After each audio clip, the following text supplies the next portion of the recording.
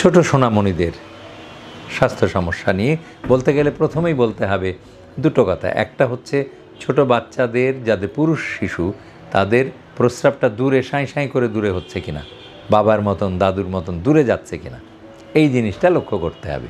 কারণ যদি প্রস্রাব ট্যাপায় ট্যাপায় পড়ে, প্রস্রাব ধীর গতিতে পড়ে, দূরে না যায়, তাহলে বুঝতে হবে যে আপনার সন্তানের প্রস্রাব রাস্তার মুখে একটা একমুখী দরজা হয়ে গেছে।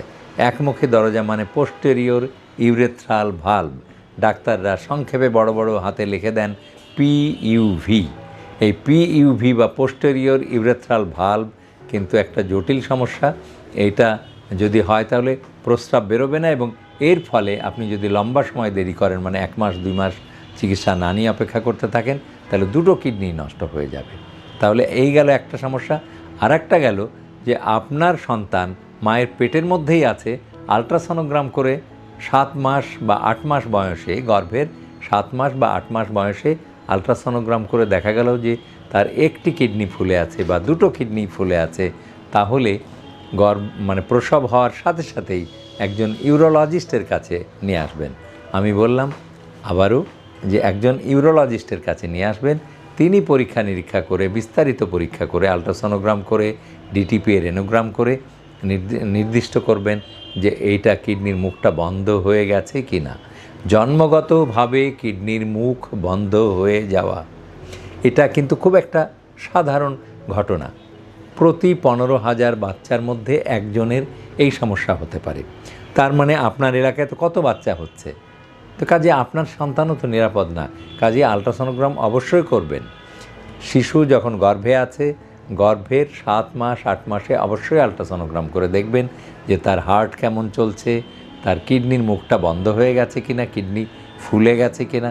যদি কিডনি ফুলে যেয়ে থাকে তাহলে জন্মের পরপরই ইউরোলজিস্টের কাছে নিয়ে আসবেন।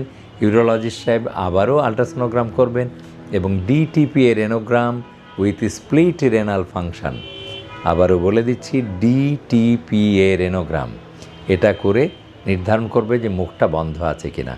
মুখ যদি বন্ধ থাকে আর যদি অনেক ফুলে যেয়ে থাকে কিডনিটা, তাহলে বয়স কম যদি হয়, ধরেন আমি 28 দিন বা 1 মাস হয়েছে, সেই বাচ্চারও আমরা পিঠের দিকে সূক্ষ্ম একটা নল লাগিয়ে দিই, সেই নল দিয়ে প্রস্রাবটা বেরোতে থাকে, তাহলেই তার কিডনিটা সুরক্ষা পেয়ে গেল।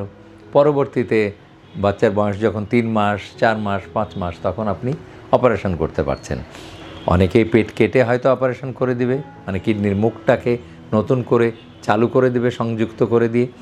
আমরা এই advance centre of kidney and neurology আকু সেন্টার প্রতিষ্ঠার পর থেকে, অর্থাৎ 2016 সাল থেকেই পেট না কেটে ল্যাপারোস্কোপিক মেশিনের সাহায্যে, মানে ফুটো করে, ডান পাশে হলে 4টা ছিদ্র, বাম পাশে হলে 3টা ছিদ্র, এই 3টা ছিদ্র পথ দিয়েই অপারেশনটা করে দেওয়া সম্ভব।